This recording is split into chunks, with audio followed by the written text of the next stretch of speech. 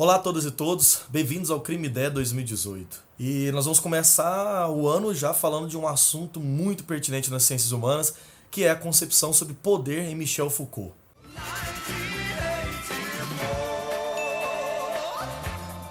Bom, Michel Foucault é um dos autores, acho que mais importantes que a gente tem no século XX.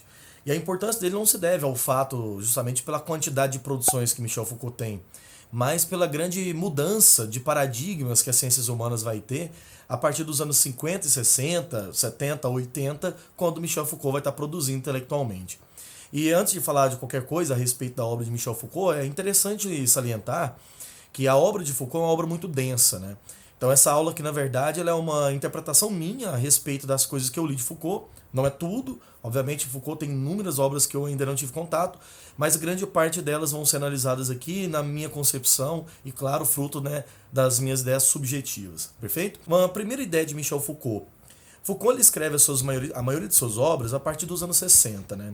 A produção intelectual dele está no campo da filosofia, no campo da psicologia, e abre aspas para uma grande vastidão mesmo assim de áreas e pesquisas, principalmente no campo da medicina, que era uma área onde Michel Foucault exerceu pesquisa durante muito tempo, no campo da psiquiatria, no campo da psicologia, e do outro lado, nas estruturas políticas, principalmente relacionado à ideia de poder. E é interessante salientar porque esse gosto por Foucault sobre a área da medicina e principalmente sobre as questões vinculadas ao poder tem muito a ver com a sua vida. Cachorro. Cachorro? É. Esse interesse da obra de Michel Foucault a respeito da medicina, no campo da penalidade, até das instituições, por exemplo, prisionais, vem muito a ver com a própria vida de Michel Foucault, né? Filho de família de médicos, que tinha o interesse dele continuar, né, a trajetória familiar, a tradição familiar, coisa que ele não veio exercer, apesar de ter feito pesquisa sobre. Michel Foucault ele é justamente um dos autores importantes, justamente por essa grande convicção. Então, um primeiro elemento que a gente pode discutir a respeito da obra de Foucault é entre as suas obras principais. Né? Aqui do lado tem uma listagem aqui para vocês temporais, né, das obras do Michel Foucault, e é bom salientar que alguns livros, como História da Sexualidade, que é uma das primeiras obras que ele vai investigar, uma outra mais recente, do final da carreira dele, em 79, chamado Microfísica do Poder, e o clássico, né, a obra mais dele do Michel Foucault, que é Vigiar e Punir, sempre vai relatar uma nova compreensão de poder. Tradicionalmente, até os anos 50 e 60, a visão predominante estruturalista sobre o poder colocava geralmente as instituições do Estado como aquelas monopolizadoras do poder. Né? É muito notório, por exemplo, notar uma influência muito grande do pensamento weberiano, né, no pensamento social até os anos 60, a respeito daquela velha concepção de poder que tem no pensamento de Weber. O poder ele é visto como uma relação entre o exercício de força e obediência. E o Estado ele buscaria os monopólios, né, do exercício dessa violência legítima. Foucault vai trazer uma outra perspectiva. E o ato inovador é ver que o poder não é uma coisa. O poder é um feixe de relações. O poder é visto não enquanto uma relação de ponto A do ponto B de uma forma linear, mas na verdade o poder é visto como um sistema de rede. Por isso que uma das maiores contribuições de Foucault é entender como que o poder funciona, as formas como ele se manifesta, certo? Então, como funcionar, as suas formas de manifestação do poder e, além do mais, as suas regimentos em determinadas sociedades. Eu acho que uma das contribuições fundamentais da obra de Foucault é justamente essa. Olha só a definição de poder na obra dele. Trata-se de captar o poder em suas extremidades, em suas últimas ramificações, captar o poder nas suas formas e instituições mais regionais e locais, principalmente no ponto em que ultrapassando as regras de direito que organizam e delimitam. Em outras palavras, captar o poder na extremidade cada vez menos jurídica do seu exercício. Então, fica notório que essa designação de poder na obra dele não é um elemento que está simplesmente na instituição do Estado, mas outras instituições que coordenam o sistema de poder e faz ele se manifestar. Então, a gente pode ter uma ideia de que o poder ele é um feixe de relações, ele não é algo destruído enquanto uma coisa. O poder se entende, o poder se complexifica. Nesse sentido, poder é uma relação.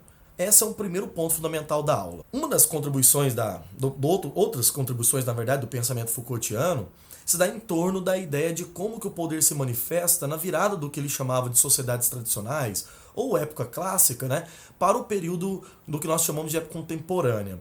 Isso, na obra Vigiar e Punir, aparece claramente sobre a noção, por exemplo, de punição. A própria obra, ela publicada em 75, traz uma reviravolta muito grande no campo das pesquisas do direito, né? Inclusive a respeito principalmente de como a sociedade moderna ela constrói formas de disciplinamento, né? Uma sociedade disciplinar. Esse conceito também é outro central na obra dele. Foucault ele delimita duas formas grandes de exercício de poder enquanto punição. Uma primeira forma de poder, por exemplo, é o que ele vai delimitar enquanto o poder moderno, né? A concepção de idade moderna para Foucault, que a partir do século XVI ao XVIII, né, teria o seu auge em cima da ideia do suplício. Se a gente pegar, por exemplo, as práticas de aprisionamento na história da humanidade, coisa que ele desenvolve no livro Vigiar e Punir, uma história das prisões, ele vai constituir a seguinte questão.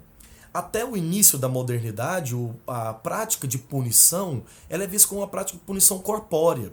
Por isso que é muito comum a gente pegar relatos a respeito de como que na Idade Média, até no início das práticas absolutistas da modernidade, as formas de punir elas são diretamente ligadas ao indivíduo, mas de formas extremamente cruéis e bárbaras. Por exemplo, é muito comum no mundo medieval a gente pegar a prática de queimar um indivíduo vivo. Nota que essa concepção de que o corpo é o espaço de punição, ela vai se transformar em uma outra ideia.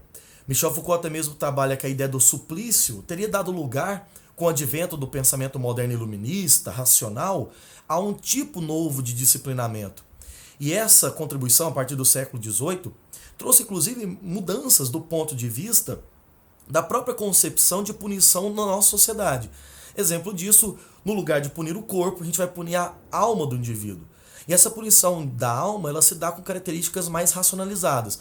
Por exemplo, com o uso da tecnologia, da ciência moderna, em detrimento da punição.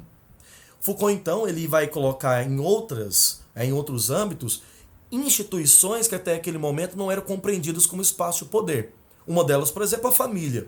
Uma outra, por exemplo, a medicina, no caso aqui a psiquiatria, né? Os manicômios, os asilos. Esses lugares, o exército, né? A escola, a educação, esses lugares são lugares de disciplinamento. Provocam aquilo que Michel Foucault chama de poder de coerção sobre o indivíduo. Ora, pensar a respeito disso é pensar que os lugares hoje, essas sociedades disciplinares, esses ambientes de disciplinamento rigorosos, não possuem punições físicas. Por exemplo, as prisões modernas, elas não precisam de punir fisicamente o indivíduo. Elas podem ter práticas punitivas que são um pouco mais, abre aspas, né, abstratas, mas elas punem mais o psicológico individual do que o corpo. Um grande exemplo que a gente pode dar é a respeito desse tipo de relato que aparece no início do livro Vigiar e Punir. Abre aspas. Damiens fora condenado a 2 de março de 1757 a pedir perdão publicamente diante da porta principal da igreja de Paris, onde devia ser, levado e acompanhado numa carroça, nu, de camisola, carregando uma tocha de cera acesa de 2 libras. Em seguida, na dita carroça, na praça de Greve, e sobre um patíbulo no qual será erguido, artesanado nos mamilos, braços, coxas e barrigas das pernas, sua mão direita segurando a faca que cometeu o dito parricídio, queimada com fogo de enxofre, e as partes em que será atenizado se aplicarão chumbo derretido, óleo fervente, picho em fogo, cera e enxofre derretidos, conjuntamente, e a seguir seu corpo será puxado e desmembrado por 4 cavalos e seus membros e corpo consumidos ao fogo, reduzidos a cinzas e suas cinzas jogadas ao vento. Veja que essa forma de punição ela é típica como exemplar, mas é uma punição suplícia ao corpo. Agora a gente pode ter, por exemplo, práticas panópticas de punição. Esse termo panóptico ele aparece em 1787, né? O filósofo e jurista Jeremy Bentham, um dos maiores teóricos que nós temos no século XVIII para o XIX, produz o conceito panóptico em 1787 a respeito de uma nova estrutura, inclusive física, né, dos presídios que a Inglaterra assumiria naquele momento. O Bentham vai dizer que o panóptico seria um plano, por exemplo, circular, estruturalmente circular, com guaritas centralizadas, onde o poder de vigilância ele se torna mais sutil, onde as formas de vigia ao corpo, por exemplo, do preso, né, daquele que está encarcerado, não seria mais aquela presença física, mas a dúvida da vigilância. Exemplo disso é que a maioria dos presídios modernos, como vocês vão ver algumas imagens passando aqui agora, né, até mesmo de Guantánamo, que é uma das bases, né, militares assim e prisionais mais complexas do mundo, a gente pouco sabe sobre lá, né? Tem uma estrutura onde o sistema ele é mais racionalizado e os controles de poder não ficariam apenas no presídio. O mesmo princípio da racionalidade, a ideia de vigiar, a ideia de ter o exame, a ideia de classificar, abriria para outras instituições, por exemplo, escolas. Não há nada, por exemplo, mais panóptico do que o sistema de ensino. Veja porque ele é classificado, ele controla os corpos, ele é militarizado na sua essência e ele é produzido a respeito de uma sociedade que quer gerar algo consequencialista. Porque o utilitarismo de Hume, de Bentham, de John Stuart Mill pensa nisso. Qual é a forma que a ciência pode servir para o benefício social, mas para gerar felicidade da sociedade, ou seja, produzir? Né? Como é que ela vai ser consequencialista? Não está se preocupando com princípios éticos, se preocupa com as consequências disso. O que ela vai gerar? E ela gera, por exemplo, uma sociedade disciplinizada. Né? E essa disciplinização ela acontece de três formas. Uma delas é o olhar hierárquico. Veja que essas instituições como escola, família, né, o Estado, enfim, são todas hierarquizadas na classificação entre dirigentes e dirigidos. Uma segunda ideia, bem básica, é a noção de sanção normalizadora. Os indivíduos são punidos a todo momento. Fugiu fora da rota das regras, há punições. Alunos sabem bem disso. Fora da nota, recuperação, bomba, reprovação. E um terceiro elemento, que é o exame. Né? A todo momento nós somos avaliados. Então a sociedade disciplinarizada ela não ocorre apenas na figura do Estado. O poder ele se dissemina enquanto um feixe. Não é à toa que Michel Foucault chega até a trabalhar também o conceito de biopolítica. Biopolítica é um conceito fundamental da obra dele, né, que determina como que o Estado agora ele vai trabalhar as questões sobre a própria fisionomia, como taxa de natalidade, controle populacional. A gente pode dar um grande exemplo. O racismo, observado inclusive na prática nazista, é bem isso. É uma espécie de poder político vinculado a bios, vida. A vida dos indivíduos é controlada, não só na sua instância física, mas na instância inclusive psicológica. Então, para a gente encerrar, dá para a gente notar uma seguinte questão. A partir de Foucault, o pensamento pós-moderno ou pós-estruturalista ou o que for, tem uma nova designação. Foucault abre brechas para a gente compreender o poder para além daquilo que é físico, para além daquilo que é visível e entender as estruturas de poder na sua complexidade, nas suas vicissitudes e ainda mais entender aquilo que às vezes nos passa de maneira sutil e dócil. Né? Porque esses corpos normalizadores são todos corpos dóceis. Alunos são corpos dóceis, funcionários são corpos dóceis, militares são corpos dóceis.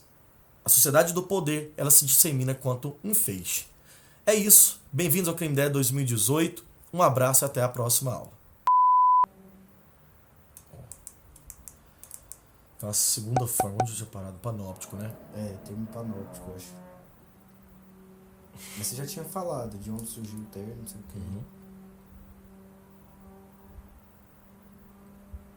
Vamos lá. O filósofo e jurista Jeremy Bentham,